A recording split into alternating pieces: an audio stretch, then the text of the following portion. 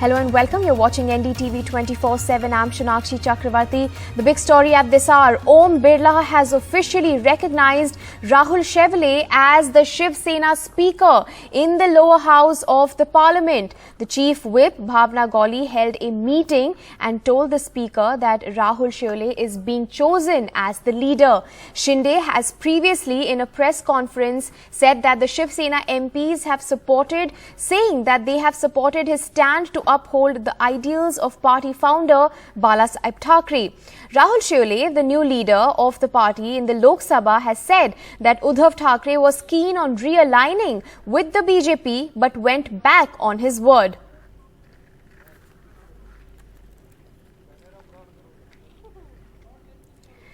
The other big story that we have been tracking through the day as rupee tanks and taxes soar, netas bicker, the Aam Aadmi Party has to pay the price. The political stalemate over rising prices is expected to continue for the third consecutive day in Parliament on Wednesday.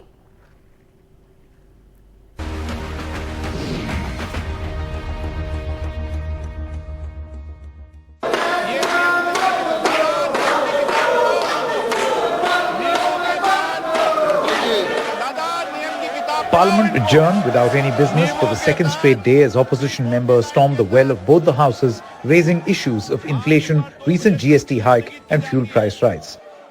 Opposition parties led by the Congress protested near the Gandhi statue over the issue of rising food and fuel prices.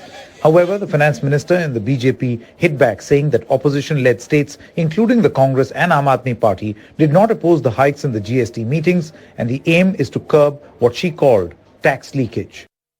The tax is on basic food items like dahi, paneer, gur and puffed rice. Inside Parliament, the Speaker said he was ready for a discussion, but without the protest banners. मैं हर विषय पर, हर मुद्दे पर आपको चर्चा करने का पर्याप्त अवसर देता हूं। नियमों के तहत 349 के तहत सदन के अंदर तख्तियां लेकर आना उचित नहीं है। ये परंपरा ठीक नहीं है। इसके लिए तो हम कल लड़ेंगे। कल हमारा प्रोटेस्ट भी रहेगा गांधी स्टैचू के सामने, हाउस के अंदर भी रहेगा, हाउस के बाहर भी रहेगा। प्राइस राइज के ऊपर, जीएसटी के ऊपर हमको लड़ना है, गैस सिलेंडर के ऊपर, सारी चीजों को लेके हम कल लड़ेंगे। Similar scenes were seen in the upper house too, where opposition members stormed the well of the house demanding discussion on inflation, leading to the chair adjourning the proceedings of the day. With Arvind Gunasekar, Bureau Report, NDTV. And the other big story, the rupee recovered after breaching the key 80 per dollar mark for the first time ever on Tuesday and hit 7 straight intraday record lows for the 7th straight session. That marks the first time that the rupee had crossed the 80 dollar mark, a new all-time low. Here is a report.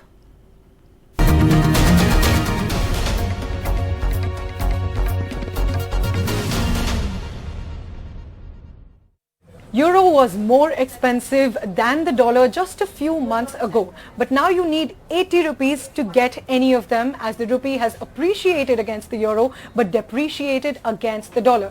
So this might be a good excuse to finally go for that euro backpacking trip. But for the economy at large, it's bad news, as most of our imports are paid for in dollars. And the problem could only get worse, as rupee is expected to hit 82 rupees per dollar in the coming few weeks. The rupee has lost 7% of its value in just 6 months. For many, this means they have to rethink their plans, like 17-year-old Arman Roy. I am planning to study further in US, and I will be taking a loan for that, and the loan amount is increasing, and it is also increasing my stress level and my family stress level too. The weaker rupee is forcing students to shift their dream universities from the United States to Europe. The way the rate of dollar is increasing and Indian currency value is reducing, it is somewhere definitely going to affect in the near future, if not today. The parents are paying for lodgement, their fees, their tuition, everything, and the price increased by 10%. They have to pay almost 1 lakh to 2 lakh more. If it continues growing, the dollar price goes increasing, they will not be able to repay the loans. Even tourists are having second thoughts. Well, percentage-wise, I will say about 15% has gone down because after COVID, people were traveling, but the fares were so high, and then was added by the foreign exchange, which every day is going very high. The government says rupee has still performed better than other currencies. Under the leadership of Narendra Modi ji, rupee is comparatively quite strong. Rupee's depreciation is 5.4% against dollar, but at the same time Sri Lanka's currency has gone down by 45%, Pakistan currency gone down by 24%, British pound or euro has also come down by 13.9%. The opposition Congress reminded the BJP government of pre-2014 when the weakening rupee was a campaign issue. You know, when he came to power, it was at 50 something. Now it's at 80. So where is the question of responsibility? The rupee slightly recovered to close at 79.95, but only after the Reserve Bank reportedly intervened to control the slide. In New Delhi, with camera person Pooja Arya, Priyanshi Sharma for NDTV.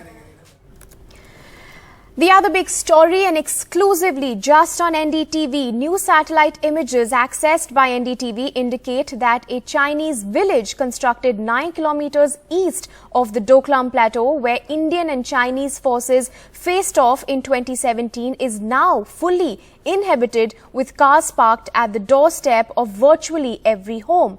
Is China's aggressive build-up a warning to India? NDTV's Vishnu Shom with the details.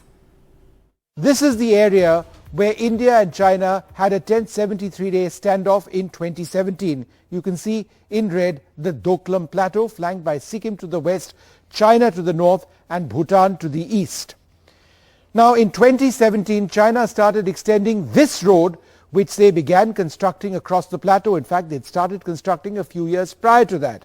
Their goal was to get to this ridge. It's a ridge called the Jamperi Ridge. Access here meant the Chinese would get a sighter of the Siliguri corridor, the chicken's neck, the narrow sliver of land that connects the northeast of India with the rest of the country.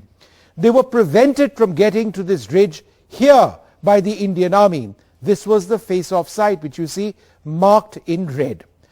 But the Chinese weren't done with Doklam. Over the last few years, they made deep incursions in the river valley adjacent to the Doklam Plateau. That's marked to the right of your screen, deep inside Bhutanese territory. And what we'll show you, and we'll indicate this first on this map, a new village almost completed. There's a Chinese village called Pangda, which we identified first in a report in 2020. And there's also the site of a third village and also a deep excavation. And we'll bring you all of these details in these images. So what do the new satellite images now show? In fact, these are images which have extreme clarity, as we can demonstrate here. The first village is almost complete. It lies just across what was thought to be the international border between Bhutan and China. Let's zoom in over here. As you can see, this village between Bhutan and inside Bhutan, just inside the international border, now appears to be almost complete. It's not the village which we identified in 2020, which is this village, the Chinese village of Pangda. That lies just south of the first village. Again, this very high resolution imagery indicates that this village is almost complete, and there are even cars at every doorstep, an indicator that it is occupied, and that is a big worry. We'll move to a village which is now being constructed south of Pangda. As you can see over there, clearly there are foundations of construction sites which have been laid over here, and as we go across this site, we'll end up at two bridges which have been constructed across the Amochu River. That's the river here, fast flowing, ends up eventually in India. That means the Chinese are trying to construct on the other bank of the Amochu as well. Remember, this is not their territory at all. It is Bhutanese territory. They are several kilometers, in fact almost 10 kilometers into Bhutanese territory. All of these villages constructed by a road. Further south there is this deep excavation, again on the side of this road. Let's again zoom in over here and let's scroll through this area, and you can see dumpers over there, you can see bulldozers over here on this construction site. We are almost now 10 kilometers inside Bhutan. So what is the bottom line over here? Why are we showing you these images as well? Well, by constructing south inside Bhutanese territory and in the direction of India, China is now nearly adjacent to that same ridgeline that they wanted to get to in 2017. Is this where we are now headed? In fact, this ridgeline, about 8 to 9 kilometers away now, considering the pace of their construction and their ability to construct in mountainsides, the Chinese may just make an effort at getting to Jampheri. Will India stop them? Now, we've spoken to the army and army sources telling us, and I quote, the Indian Army maintains a continuous and seamless vigil on all activities along its borders. Necessary mechanisms and safeguards to meet any contingencies are in place. And another shocking story from down south in Kerala. 5 women, including 3 who asked students appearing for the NEET exam to remove their bras in Kerala's Kollam district, have been arrested. That's what sources in the Kerala police have suggested and have said that 3 complaints have been filed by students subjected to humiliating checks before the entrance exam. The National Testing Agency, which had first denied these allegations of the girl whose father first went to the police, has now sent a fact-finding committee to Kollam in Kerala. The father has alleged in his complaint that the girl was asked to remove her bra after the metal hooks beeped during a security check at the Mar Thoma Institute of Information Technology, which was called as the exam center at that point. Now, a teen in Kerala's Kollam, one of the many allegedly forced to remove her bra before the NEET medical entrance exam on Tuesday, described her humiliation as she sat for this exam using her hair to cover her chest. Listen in. വളരെ മോശമായിട്ടുള്ള ഒരു അനുഭവം ഉണ്ടായത് ഹുക്കുള്ള അടിവസ്ത്രമാണോ ഇട്ടേക്കുന്നതെന്ന് ചോദിച്ചു. അപ്പോൾ ഞാൻ പറഞ്ഞു ആണെന്ന് പറഞ്ഞു. അപ്പോൾ എൻ്റെ അടുത്ത് പറഞ്ഞു എന്നാൽ അങ്ങോട്ട് കയറി നിൽക്കാൻ പറഞ്ഞു. അപ്പോൾ എനിക്ക് എന്ത് സംഭവം എന്ന് മനസ്സിലായില്ല. ഞങ്ങൾ വിചാരിച്ചു അവിടെ വെക്കാൻ എന്തെങ്കിലും സ്ഥലം കാണും എന്ന് വിചാരിച്ചു. പക്ഷെ അവിടെ ഒരു ടേബിൾ ഉണ്ടായിരുന്നു. അപ്പോൾ അതിനകത്ത് എല്ലാവരുടെയും കൂടെ കൂട്ടി കുഴച്ചിട്ടേക്കുക. അപ്പം പിന്നെ എക്സാം എഴുതാൻ പോയപ്പോഴും ഞങ്ങൾ മുടിയൊക്കെ എടുത്ത് ഷോൾ ഇല്ലാത്തതുകൊണ്ട് മുടിയൊക്കെ എടുത്ത് ഫ്രണ്ടിൽ മറച്ചിട്ടുണ്ടായിരുന്നു എക്സാം എഴുതിയത്.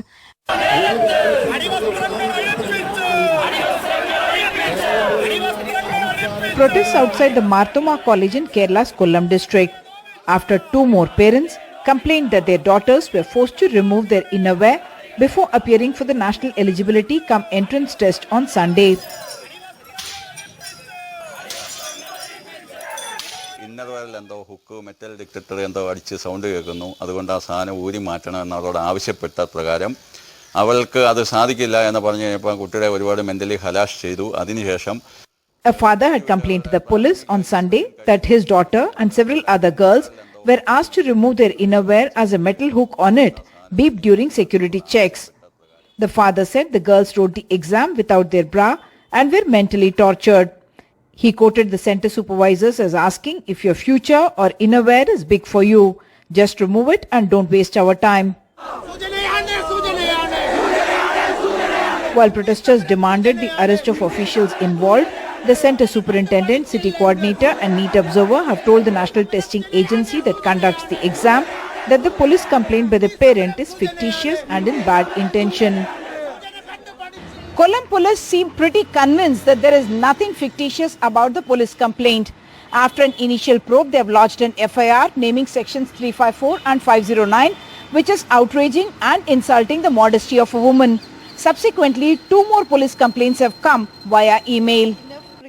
Kerala's Minister for Higher Education, in a strongly worded letter to the NTA and Union Education Minister Dharmendra Pradhan, said the inhuman behavior naked assault on the dignity and honor of the girl students.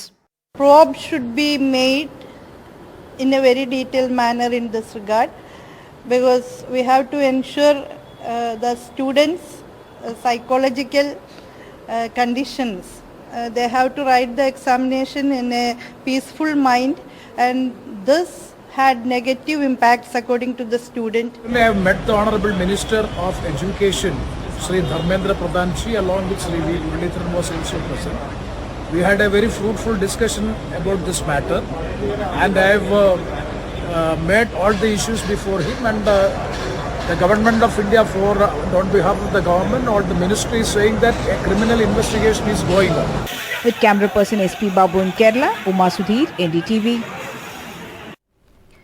And suspended BJP spokesperson Nupur Sharma cannot be arrested in the 9 cases against her over her comments on Prophet Muhammad. That's what the Supreme Court has said. The court has asked various states to respond to her request to combine multiple FIRs against her into one. The court says that's what the court says, that there is a need to protect her liberty and her rights. The court has also gone on to say that the no coercive action till the next hearing.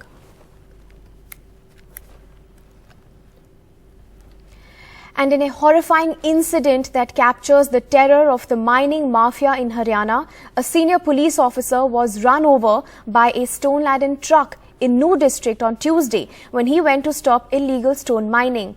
One of the accused, the driver of the vehicle that ran him over, was arrested after he was injured in an exchange of fire with the police. Haryana DSP Surinder Singh posted in Nupur district crushed to death by the mining mafia.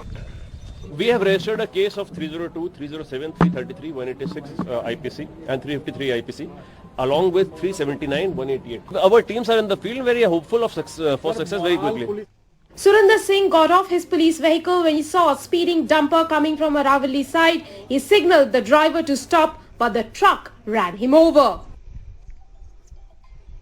सुबह से घरेलू बातें होती रहती थी, आज भी सुबह बात हुई थी, रिटायरमेंट इसी साथ, एक बेटा एक बेटी.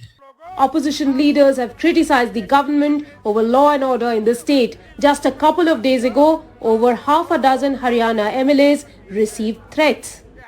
माइनिंग माफिया बेकाबू होता जा रहा है. वैसे तो हरियाणा में सारा कानून व्यवस्था बिल्कुल चरमरा गई है. रोज इतने कत्ल, भाई विधायकों को धमकी, तो आज ना तो विधायक सुरक्षित हैं, ना पुलिस अपने आप को सुरक्षित महसूस करती है. CM Manohar Lal Khattar has announced 1 crore rupees for the officer's family and promised strict action. हम वीर सैनिकों को हमेशा ऐसे मामलों में सबका मनोबल बढ़ाने के लिए भी अपने आप को भी प्रस्तुत करना चाहिए और उस परिवार की भी जिसकी क्षति हुई है उसके साथ भी खड़े हैं. The NGT on several occasions has asked the government of Haryana to take action against illegal mining in the state. But the broad daylight murder of DSP Surinder Singh highlights how the illegal mining continues with impunity. With Mukesh Singh Sengar, Rika Roy for NDTV. Sri Lanka is facing a very serious crisis that makes India naturally worried. That's what the External Affairs Minister S. Jaishankar told on Tuesday at an all-party meeting and dismissed suggestions about such a situation arising in India. Listen in. Situation there is unprecedented in terms of the what we are seeing, the financial and social and political consequences of that. It is a very close neighbor, so naturally the level of concern as well as the worry that there would be spillover to India is there. And that, there are in any neighboring country, if there is a instability or that there is violence, it is something which is of deep concern to us. We have naturally political interest there as well. And a big international story and headline concerning climate change and something that will impact all of us eventually.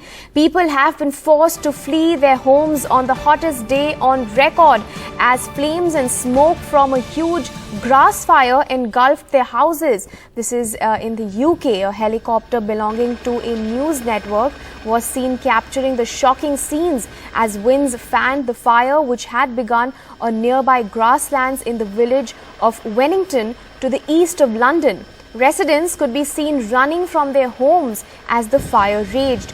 It is believed between 5 to 7 homes have been set alight along with the local fire station, while residents have been evacuated from around 30 houses so far. London Fire Brigade scrambled 15 fire engines, while the London Ambulance Services said it was treating patients on the scene.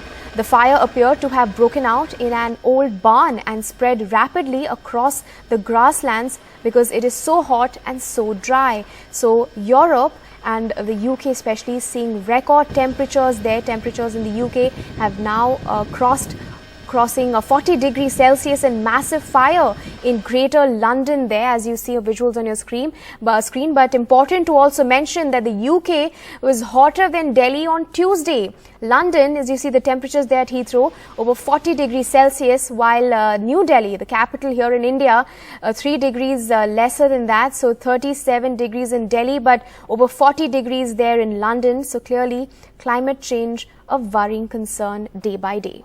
And another international headline, former UK Finance Minister Rishi Sunak won the latest round in the contest to replace British Prime Minister Boris Johnson on Tuesday. With lawmaker Kemi eliminated from the contest, it is now down to 3 contenders. The British Indian former Chancellor received 118 votes in the 4th round of voting by his party colleagues, just shy of the 120 mark, or 1/3 of the Conservative Party MPs needed to confirm his place as one of the final contenders in the race to replace Boris Johnson.